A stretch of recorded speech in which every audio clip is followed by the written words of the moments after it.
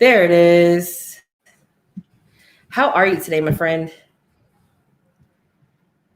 I could not be better because I am here with you, my friend, and another one of you, Kayla.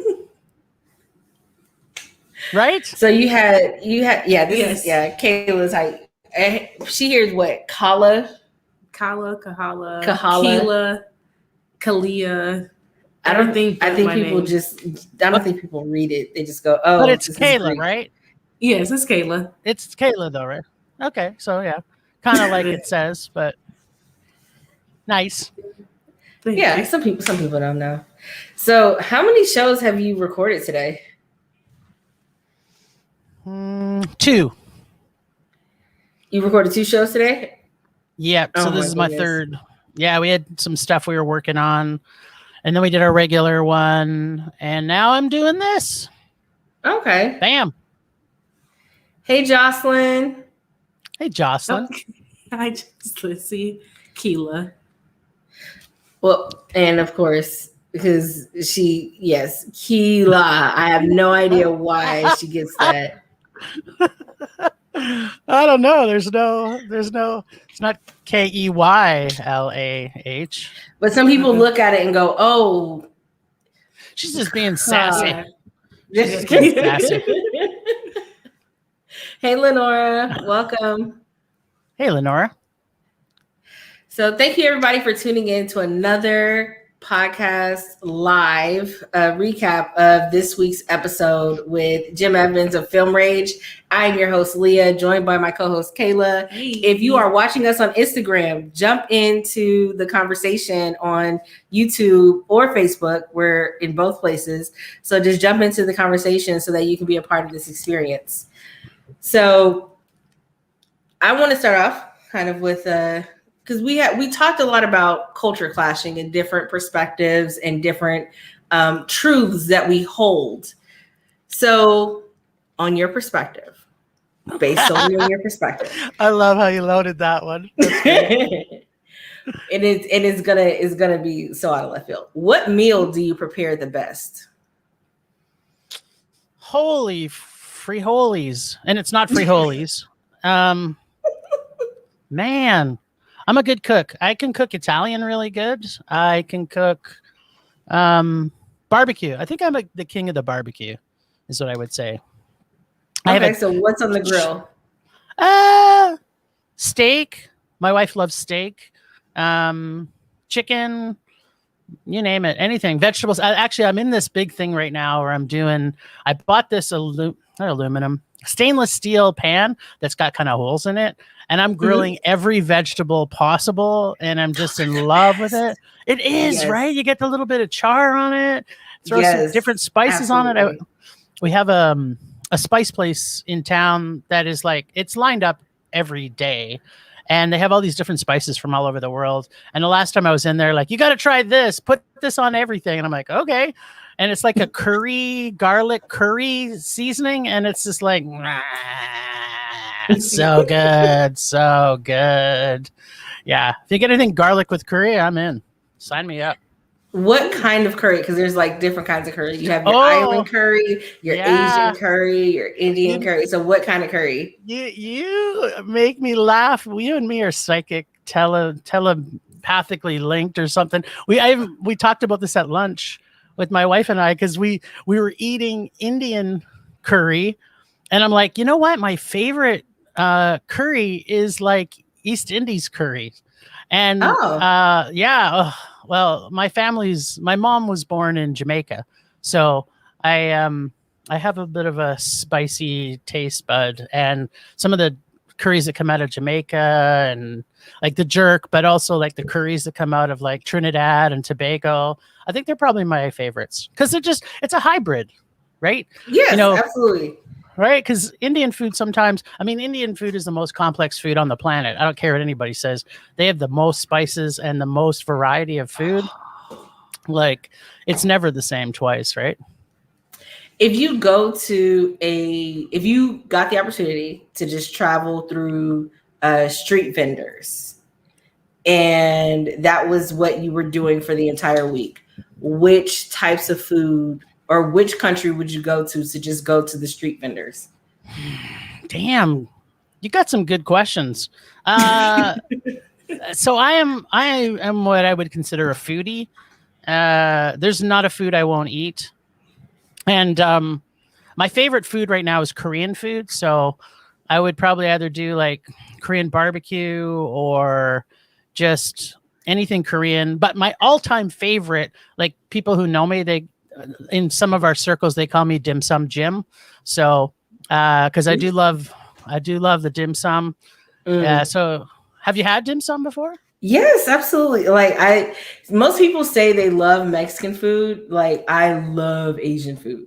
Yeah. We are linked. Asian food. We're linked. You should come with me when I go to Korea. That's gonna be fun. It's going next year. I'm there. Well, next year I plan on going to Ireland. Yes, absolutely. Nice. Hey Janai, welcome. Let's see here. Kayla, did you want to jump in here? Oh, my meal I would cook the best? Yeah. Anything breakfast? Anything breakfast. Yeah, anything So, breakfast. Like so what's on the breakfast? Is that like egg? It's got an egg focus. Yeah, I would say that's the main ingredient. But I'm more so like on movies, how you have the big breakfast, but like the dad will only eat a toast and leave. Like that's the type of breakfast I like to make. So what's on the table? We got to lay this out. What's on the table? So it's always eggs, some type of meat. I prefer to have both sausage and bacon. Okay. We call that pork extravaganza in my house. If you're gonna have breakfast, you want to have pork extravaganza. All the major pork groups. Yeah. Some type of bread. I prefer pancakes, waffles, maybe. Biscuits is like if I have absolutely no pancake mix, then it would be biscuits. Yeah. Biscuits as a backup. Okay, got it. And then fruit on the side. Yeah. Give yourself some healthy. I love it. Yes. Gotta throw it after you done packed on everything else. No grits? Right. Not really. Really? No grits? No. Grits makes me full. It makes me full way too quickly. So don't you judge her. She doesn't want grits. She's focused on the meat here. Yeah, I definitely. If I'm having a full breakfast, I am going back to sleep. Really? I'm starting the day over in about 3 hours. Like no, I put grits on the side, but like a very small portion of it. But I want to eat everything else before I get to my grits. Because grits, I'll be like, okay, I can't focus. I can't do anything. Yeah. Okay, but what do you put in your grits? Because there's like grits can be like all kinds of butter and sugar. That's all I use. Okay. So I've tried the salt and pepper grits, and then I tried with pepper and cheese. Mm-hmm. It's just not for me, and that's okay. Yeah, it's just not for me. I don't knock anybody who likes their because it's me. I grew up with butter and sugar. I didn't grow up with salt, pepper, and cheese and all the other stuff. So it's more of a sweet grits instead of savory grits. Yeah. I like this, And I tried it without anything, and I know it needs something in there. It's got to have a pop. Yeah. And for me, it's that butter and sugar. It's like in Asian, going back to Asian food, I don't like congee, which is kind of like grits, but it's not nearly as good. Is that the ground up? Is it rice? Is it ground up rice? I don't know what it's made of, but it's mochi, isn't it? Mochi no, ground up? Congee. It's called congee, and you can have different kinds of it. It looks exactly like snottier grits. That's what. Wow, that is not. That isn't is. It's thick. It doesn't look like slime, kind of. Is that okay? Yeah, and they put all kinds of stuff in. It's like same thing. It's all the different taste palettes that people like with congee. It's kind of cool, right? When you think about it, the cultures from all over the world, it's like everybody kind of has a dumpling, right? Yes. But, in the pierogies are kind of the same, and pot stickers. Yeah, pot stickers. Yeah, right. This. Oh, did you look it up? I did. because we have computers in our pockets now. So You got computers in your Listen. inside your pockets? just popped it out, just like, what is that? I want to be able to be a part of the conversation because y'all two are talking, and I'm just like, I don't know what that is. I've think seen that- it before. It's that very well. I don't know. Oh, is it? I thought it was. Is it not rice? Oh, okay. So it's rice porridge. There you go. Yeah. So I thought it was rice. I was It's thinking like of. I think it's pronounced mochi. MOCHI. I don't think I've had mochi. Yeah, What's mochi? Leah, get that giant computer out of your pocket and tell us what mochi is a rice cake. Yeah, but they have to pound it like forever to get the right consistency of it. But it's the thing. But it's very that's thick ice cream. that you have to like take it in little bites. Huh. Oh, that's why their portion sizes are really small. Because it's so dim sum. It's a share thing. I like any kind of food that's shareable though, right? It's kind of like you go to like a barbecue pit and then like you get 10 people and you all sit down around a big table and throw the barbecue in the middle and everybody's like, nah. Or you go for dim sum and then it's like all these little dishes float around. He's like, oh, I'll have one of these dumplings. I'll have one of this chicken feet, whatever. Yeah, it's fun. Food brings people together like nothing else, I find, right? And of course, booze if you're an alcoholic like I am. But food definitely.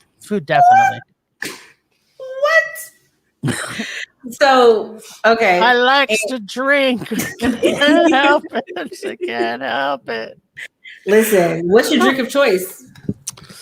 You know what? That is the toughest question because I like all booze, but we gotta talk. Why do you like all the booze? Because it's all delicious. I think if I could only choose one, it would be tequila, and not cheap tequila. Like I am a tequila snob, so I buy only really good tequila. And when I go to Mexico, I want to tell you my secret though. Whenever I go to Mexico, I just load up on tequila. People don't realize, like, people are afraid to bring back more than what you're allowed to bring back because they're like, oh no, I can't do that. But you can't, like, I'm just like, no, you can. You just pay the duty, and the duty's nothing. We went to Greece a few years ago. We brought back 4 cases of wine. 4 cases. But this wine was so good. And like a bottle in Greece for a beautiful bottle of wine was like 5 to 7 euros, which is like, I don't know, it's probably close to 5 or 7 US. And then the duty on it, so keep that in mind. 4 cases, so 4 times 12, and the duty on it was $150. It's nothing. To bring it back to the US? Yeah, no, he's Canadian, Canada, but still the US is the same thing, right? Like I watch US border crossing show. I do too. Yeah, it's the best. Too. My guilty pleasure. Yeah, it's like, what are they gonna find in this person's bag today? I'm like, oh, it's bugs. It's always bugs. Always bugs, or always some type of meat that they have. Yeah, like who's bringing meat on a 12 or 18-hour flight? That meat is bad by the time it gets here. That is gross. Nasty. Yeah, you ain't gonna, or fish or live eels. Like, why are we putting live eels in the? No. I don't know. Somebody had a plastic bag of literally, like, you know, you put fruit in a plastic bag at the grocery store.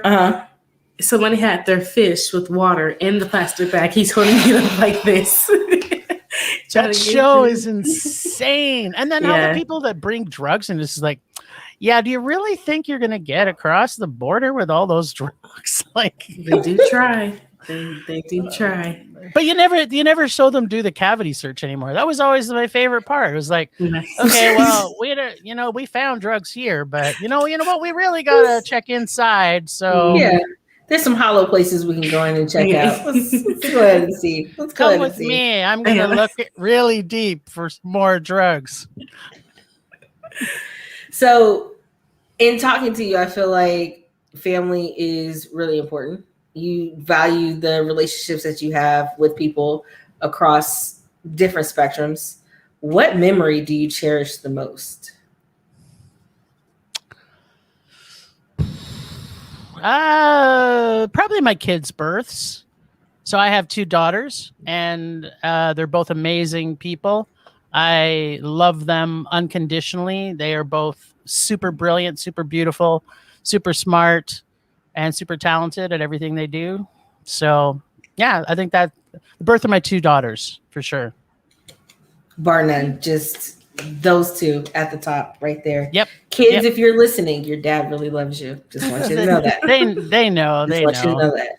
They know.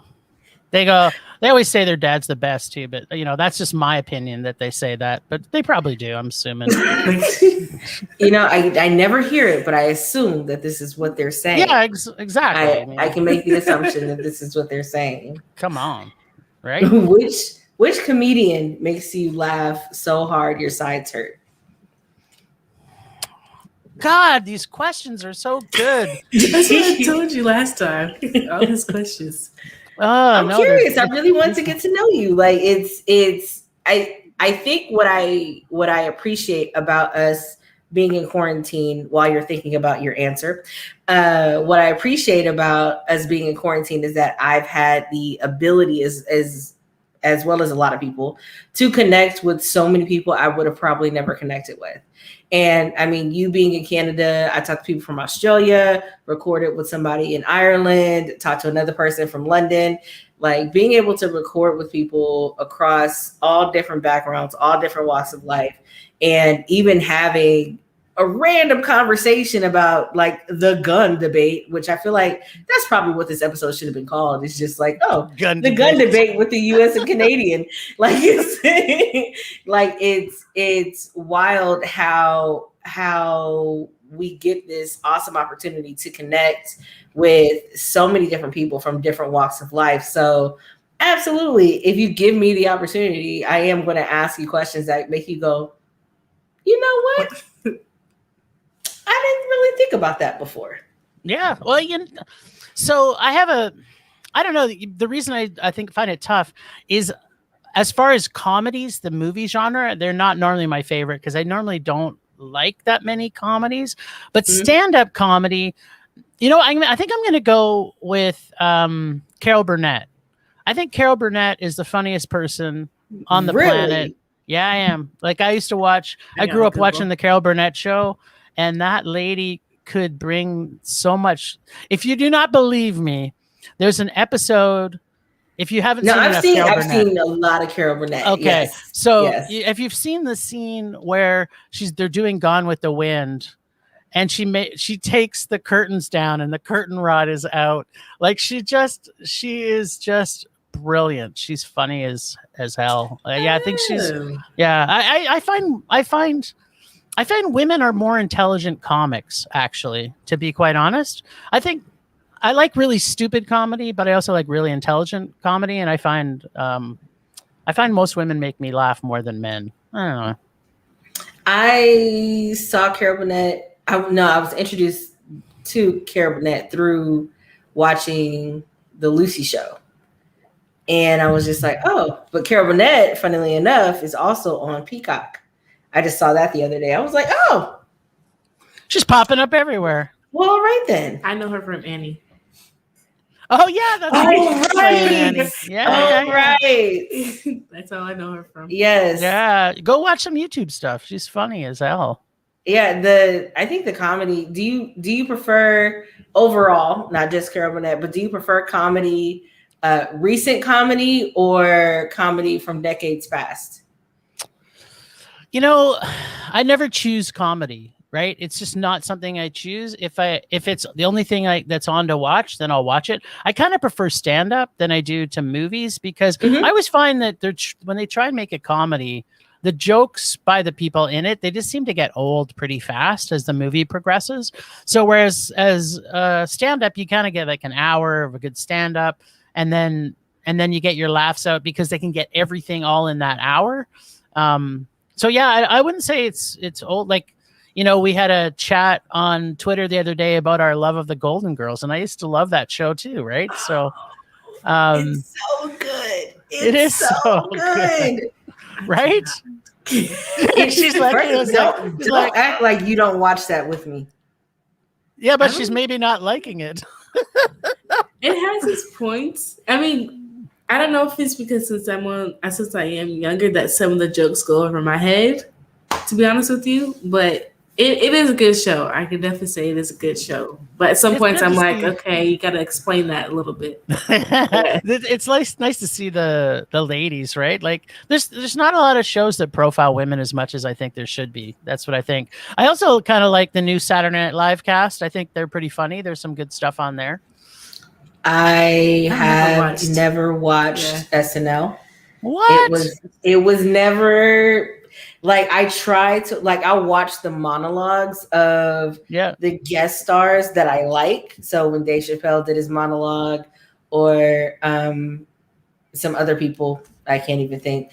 Even when Keenan was on there, he's still on there, but he's still on there. There was never an inclination of just like, oh, let me watch SNL because it's not geared to me. Like that show is what? You are so wrong now. They have the most diverse cast. It's crazy. They have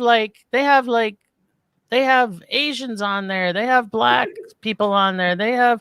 It's a really good cast now. We're not a monolith. Like just because it's a black person over there, let's go do it. No, I'm just saying because the jokes they're writing are for everybody. It's not just all tailored to white males anymore like it used to be. Well, I think they're doing better with diversity, but as far as well, go watch it. You don't know who's on the cast now. No, like even the clips that I see, because a lot of the shows I get introduced to are mostly via YouTube or social media. And so when I'm watching clips, I'm like, oh, I'm more inclined to watch the show if I like the clip. Gotcha. But there's nothing that I've seen that's on. Okay. I'm just like, so don't watch it. Just don't watch it then. Okay. Would you recommend SNL? Like, is that, I guess it's considered a show that you would recommend to somebody? I don't normally like to recommend TV shows just because I don't really like. I spend more time watching movies, but I think what I like about it is I like the diversity of it now. Leah and I talked about this a little bit too. I'm all about diversity in film and diversity in TV and diversity everywhere. Like it kind of bothers me that we're still so far behind in our diversity in film and in TV, right? It's like it doesn't need to be all or nothing. There's such a brush that you can paint based on wherever location that you're filming about, right? True. Yeah, it's true. Hey, Auntie Lynetta. Hey. Okay, so I have a question for the audience as well as our guest. Who is your ideal neighbor? Betty White. Since we're still talking about the Golden Girls, I think she's cool. But celebrity-wise or like anybody? Who is your ideal neighbor? I don't imagine she makes too much noise at night.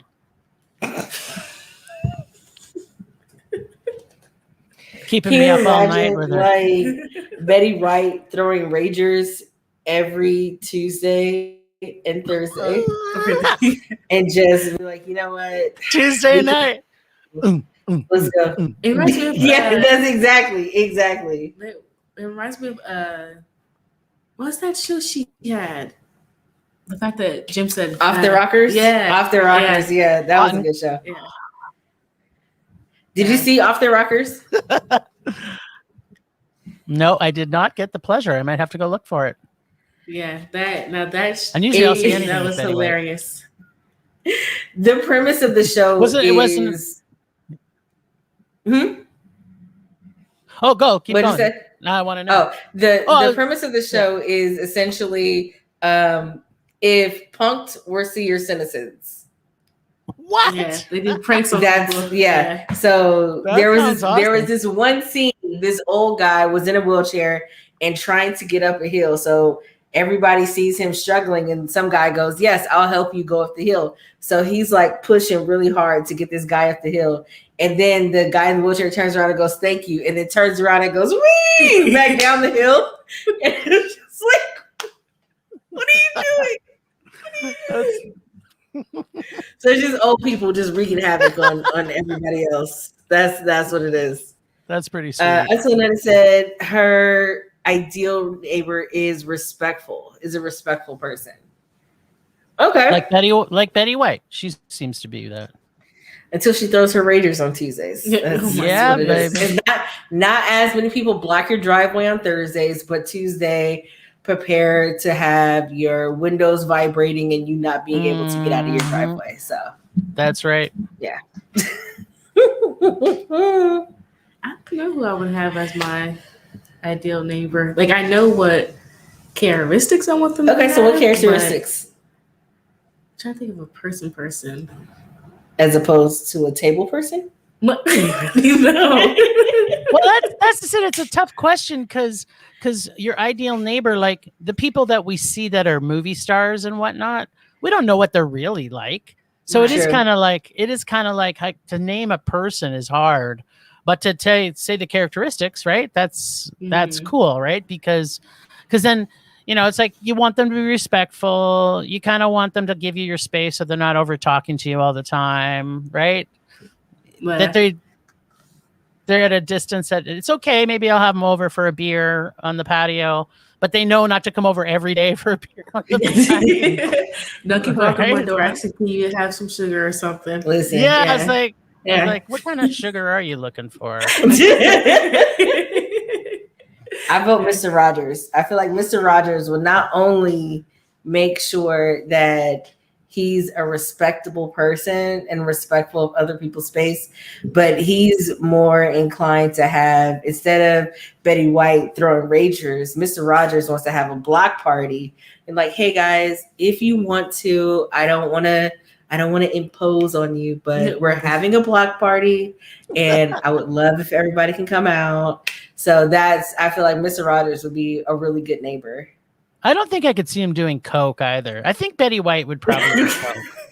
But I can't see Fred Rogers doing coke, right? It's kind of like, okay, we're having the block party now. Line up the lines. Right? But then I could see Betty taking her top off and shaking that around. Look, Betty, isn't she like 96? How old is she?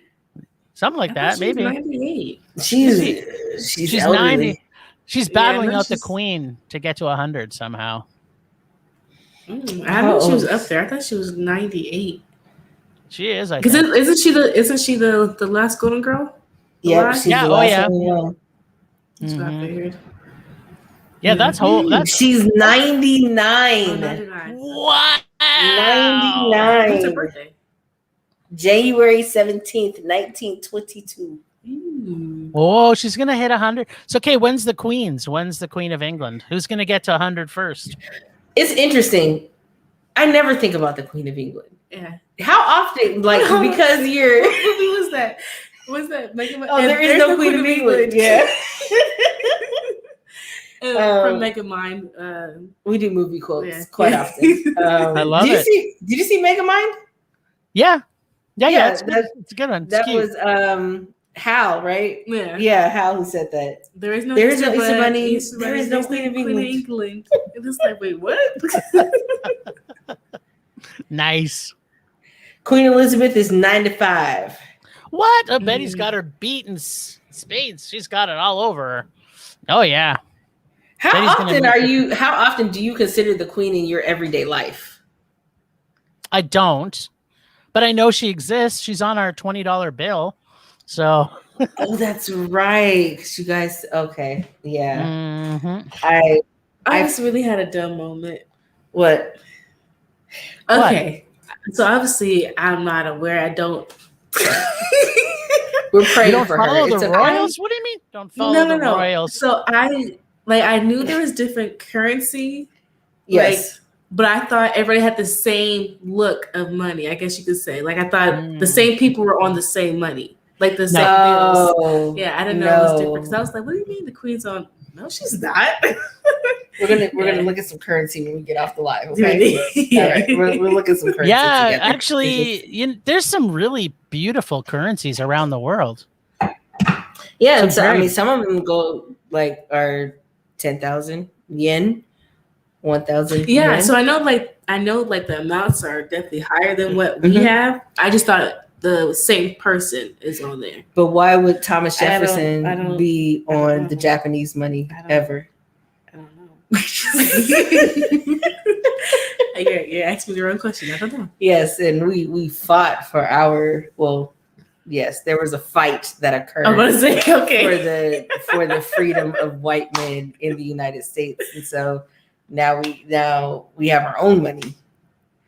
That sounds good. Canadians just was like, we'll keep the queen. It's fine. But we have our first currency with a black woman on it now. The $10 bill. Yep. Viola Desmond. Yep. Look at her. She's looking it up on her pocket computer. Yep. Have you been to the US? Oh, there she is. Wait, your money is vertical? No, I think that's just a picture of it. It's all horizontal. Okay, I was about to say, like, why is your money vertical? I mean, I know it's a different country, but it looks different. There is countries where the currency is vertical, though. I've seen some of them. You know what I miss, though? I do miss, I don't know if they make them anymore, like the $50 coins. Yeah, $50 and the $1 coins. Even Silver like the $2 bill. Stuff. Yeah. Or the $2 bill. We got rid of our bills. We only have, like, we have a loonie, which is $1. And we have a toonie, which is a $2 coin. And then we have a 5, 10, 20, 50, 100. That's it. Yeah. So you're not operating in coins. Yeah, we see a lot of coins. Although, currency is. I've just heard. I can't remember who it is. As a banker, you sometimes hear these things, but there's a country I think that just got rid of paper currency. So I still think that's on the way, right? Like if you eliminated paper currency, there'd be a heck of a lot tougher ways to deal with, evil doers with money, right? Like they can't pass around cash, right? I feel because it'd be hard to make the coins, though. Okay, you work in finance, do you not? Yeah. Sir, are you? Yeah. Have you not seen cryptocurrency? Yeah, but that's no real country's gonna legitimize that because it's all based on. Yeah, no way. Do you think the U.S. and Canada and the G7 have all been fighting to make that not a thing? Like it's true. To your point, yes, true. But working in finance, there's always going to be, because everybody's like, oh, cash is king. It's like, no, it's whatever you can barter with. Because if you give me $20 and I have nowhere to put it, that $20 is now useless to me because I can't spend it or do anything with it. And I would have to, and now banks are like worldwide. My bank is not near me. I can't go to a teller and say, hey, put this in my account unless I drive hours away to go to the bank. But I feel like there's always going to be a way. I mean, they've been wire transferring money for decades. They have been doing cryptocurrency and getting more into that. I don't know if you've ever been in the financial crimes unit, but the amount of crime that is happening there. Oh yeah, I mean, there's crime that's now, but you know why? Because as countries got off things like checks, like America's the biggest user of checks. Other countries don't even use them anymore. Like in all of Europe. So I mean, it's an evolution, is what I think. I think, mark my words, 20 years from now, we won't have paper currency.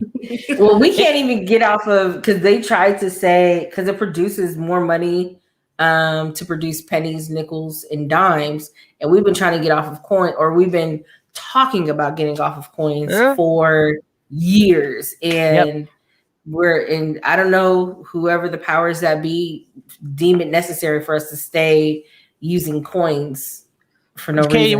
What's that company that when you go Halloweening and you carry the little box where they give you coins? They have that in the US too, don't they? There's like a charity. You say go Halloweening? Yeah, when your kids go Halloweening and they come by. Trick-or-treating? Yeah, trick-or-treating. So they have these boxes. They get these boxes where they collect coins for like charities. Don't you have that?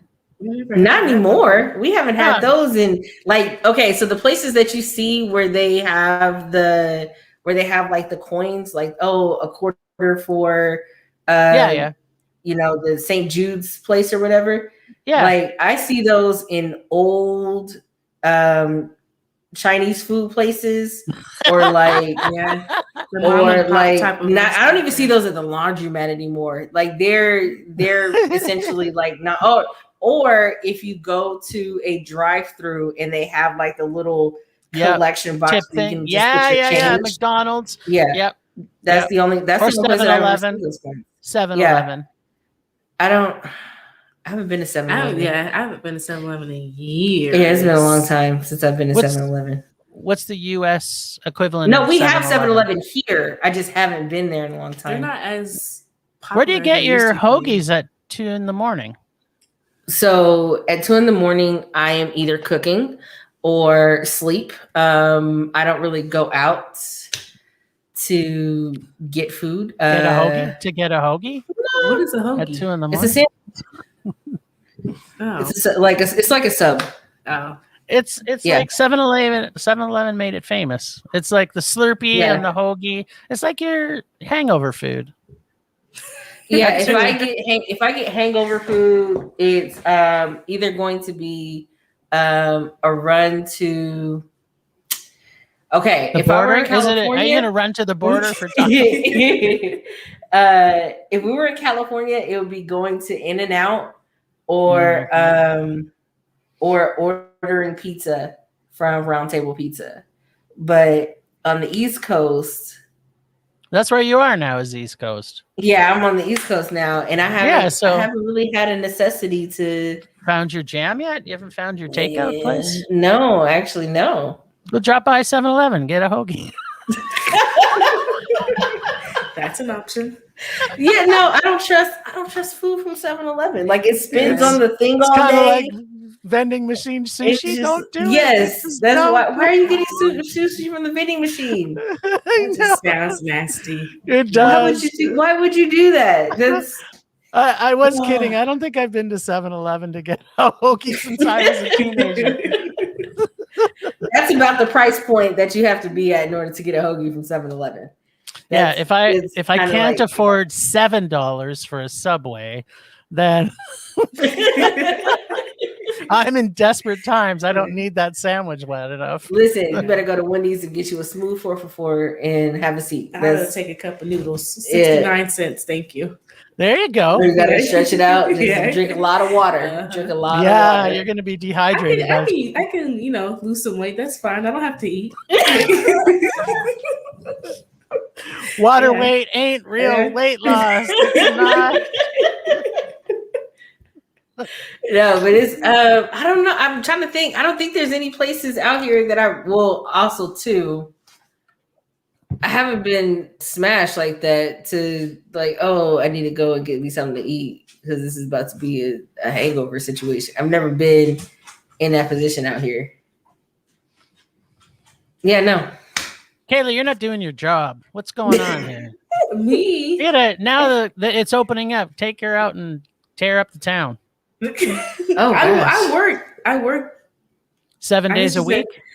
No, I work 4 days, but I work in the morning, like 1:30 to 10 a.m. So by that time, I'm good, and I don't drink. So, well, then you're the perfect designated driver for her. I'll be the designated driver. Yeah. Designated driver, DD, Leah. Listen, when I find a good, and now that things are opening back up, I told myself that I wanted to be more social. And trying to go out and do things. But what I'm finding is a lot of people only go to drink. Like there's not other things to do. It's like just drinking. But since things are opening back up on your side, I know you talked about the festival, the outdoor festival in Canada. What other things are you looking forward to now that we are getting back into some semblance of normalcy? I think festivals in general, like there's, Calgary is a very festival city. So we've got our folk festival that's coming, which will be awesome. We've got probably 10 different festivals that'll happen in the summertime, and I hope they all get to open up. So I'll just go see them all. I love just going out, seeing people, checking out what's going on. And when you send a message off, group message, and say, I'm going here, everybody show up. Usually everybody does. So I need a friend group like that. Yeah, you do. I'll send out 30 texts and be like, hey, do you guys want to go to do this? I'll let you know. Like, there's a lot of non-committal people. Well, I still think people are afraid of the COVID, right? So this is pre-COVID. I have not, during COVID, I have not asked anybody to meet me anywhere. Everybody stays 6 feet. Like, I don't, unless I am traveling to see family, like, everybody stays 6 feet. But no, but it's just like a lot of people are just not committal. So it's like, or they're canceled last minute too. Like, oh snap, so and so came. You didn't want to go. Just say you didn't want to go. I would respect you more. Mm-hmm. Just some people, but since I had another question. I'm sorry. Your show you've been doing for a year and a half, almost 2 years. Yep. What do you want your legacy to be for your show? You know what? I mean, when we started it, the big thing that we've always wanted is we want to be a place for people to go to get vision of films that are coming out, right? Okay. So we try and stay on top of all the new releases. Granted, we are a little bit of film snobs, a little bit, but at the same time, people just a little bit, but. We still have our own, like, people who listen to our show on a regular basis, they know we have our own quirks and things that we love. Like my favorite subgenre of films is ladies who kick ass and punch dicks. So that's like, if there's a movie out there where ladies are taking over and kicking ass and punching dicks, sign me up. I'm in. and so there's just little quirky things like that. You can't help some of those guilty pleasures, as you kind of mentioned earlier, that you love. And then there's like a whole bunch of stuff that we don't like. But because we don't stay just on, we don't just do blockbusters and things, right? Like, we're watching international films on a regular basis. Both Bryce and I, the main host, and myself, our favorite country for films is Korea. So it's just, if you ever really get into some like talking about different cultures, if you really get into some of these countries, there's like a theme that travels through all of their movies. Like, Koreans are so big on family. All their movies, even if it's a horror movie, it's so tied to family in one way or another. It's just such a beautiful, beautiful thing that they just have that throughout their whole culture. And then you see other countries' films, and you're like, okay, well, I'm not seeing any family in what you're doing. It's all for one and one for all, right? And certain genres are bigger in other ones. Like, China started making some really good comedies lately, right? So you wouldn't think, oh, okay, that's weird. Wouldn't be thinking I'd be laughing at a bunch of Chinese films, but it's a thing. So I guess the legacy is that people will still look to us and go, oh, wow, they were kind of a little bit ahead of their time, if that makes sense. It's when I do watch comedies or horror or romantic films, it's interesting. You get to see how different people view what's important based on, like you mentioned family, or you mentioned work, or you mentioned work, but you mentioned family, and there could be like work ethic is important, or if they're telling a really good story about the person who pulls themselves up by the proverbial bootstraps. It's like, no, the independence thing is what's really big or what's really good. So you get to see different things from different cultures. One of the things that I've noticed is that a lot of the international films that I watch, sometimes the humor, like, I have to like turn my humor dial up a little bit because it doesn't feel like it translates at first. Yeah. But it's like, just, I have to changed up the way that I'm listening to it. So, like you said, there's a lot of women do smart humor or intelligent humor, or some people do physical humor, or some people are very witty, and it's like it's not supposed to be like a laugh out loud, but like a aha, that was clever. Yeah. Well, Okay. And so, so I think that sometimes it helps to just take a step back and look at different cultures and how they present certain themes in their world. Yeah.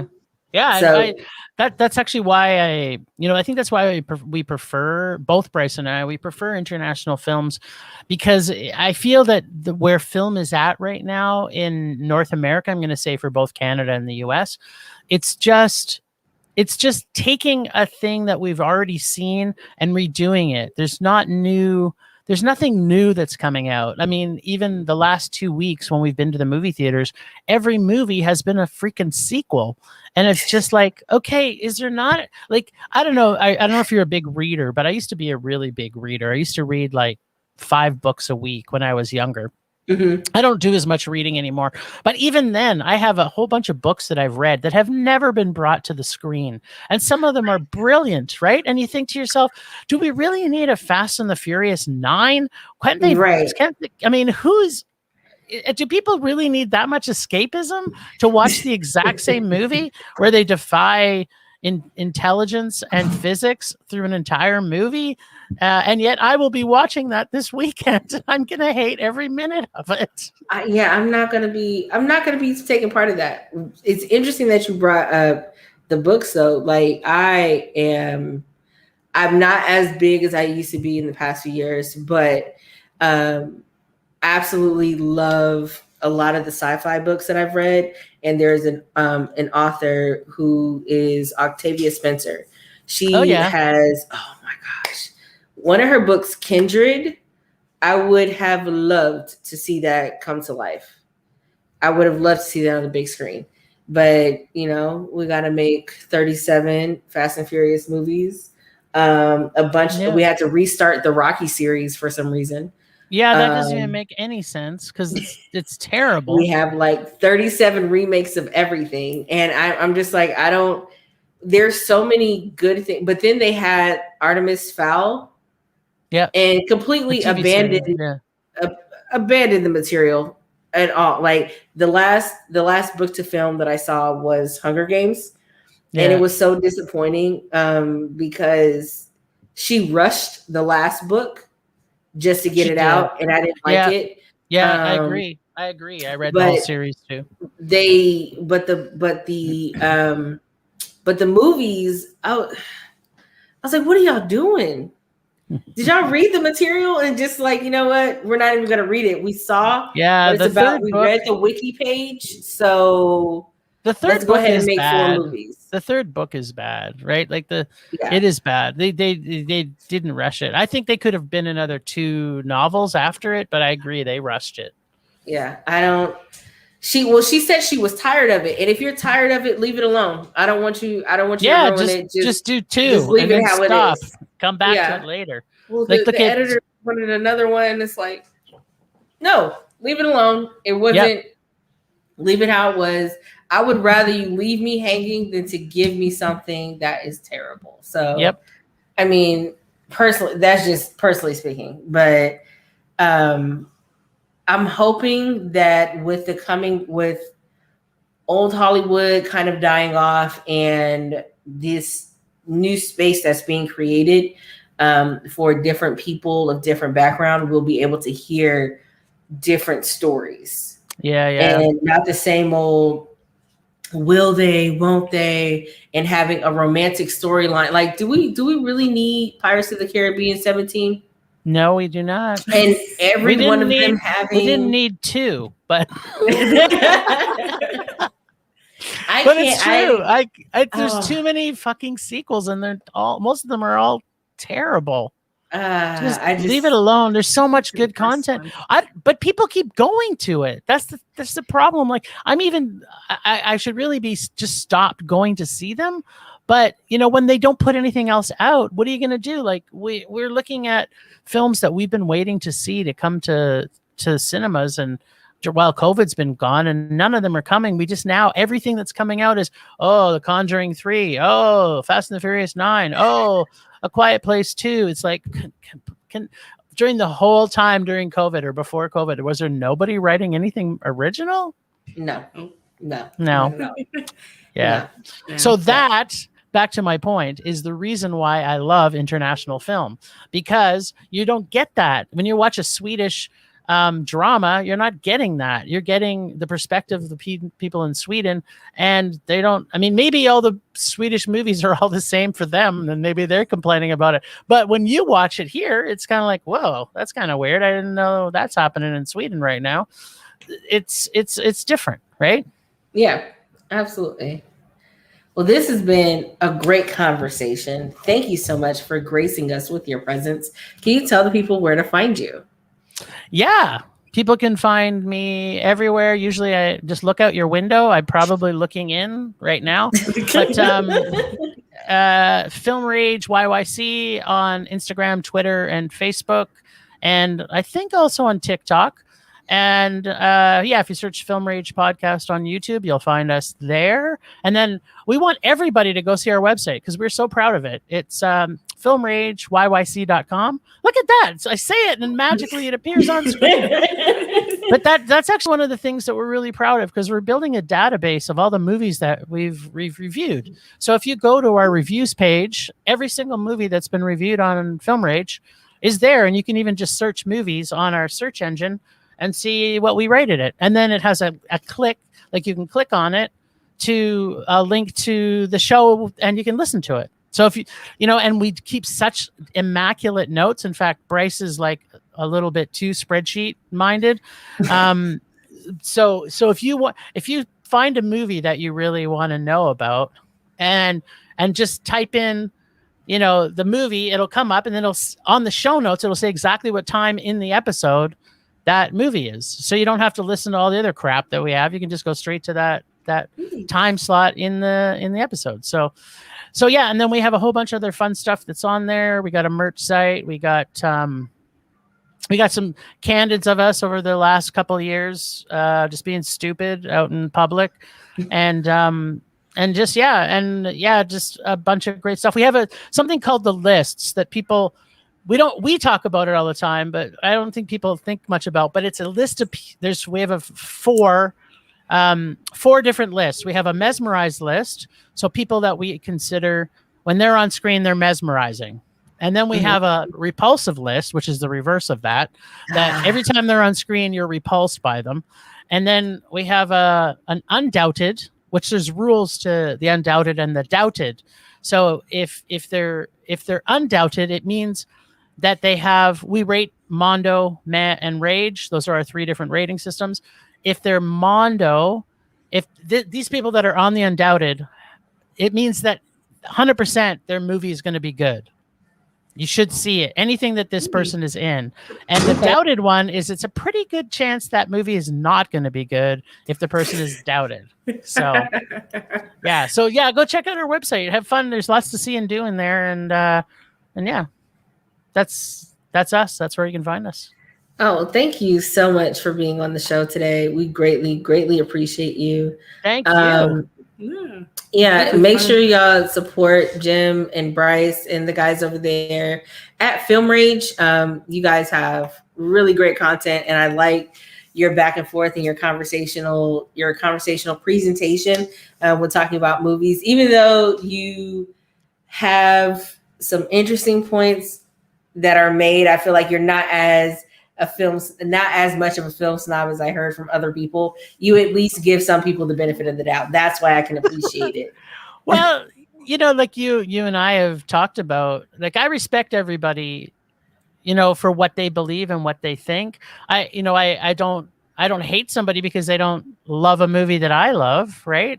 Yeah. I'm looking at it through my eyes. It's like I always say, the only opinion that matters to me is me. So listen, but it gives people a chance. Yes. Right. It gives people who see the same way that I do, and they go, oh yeah, I believe that. But we want to generate film conversation, right? It's like, yeah, that Jim's an idiot. This is what he thought about this and this. I love that movie. You know, he's the best and blah, blah, blah. And I'd love people to just like send us messages, say, hey, I disagree with you. And I can say, hey, man, that's cool. You can like a terrible Eddie Murphy movie. That's okay. It's just, you know, it's not good. I need you to understand that. It's just not good.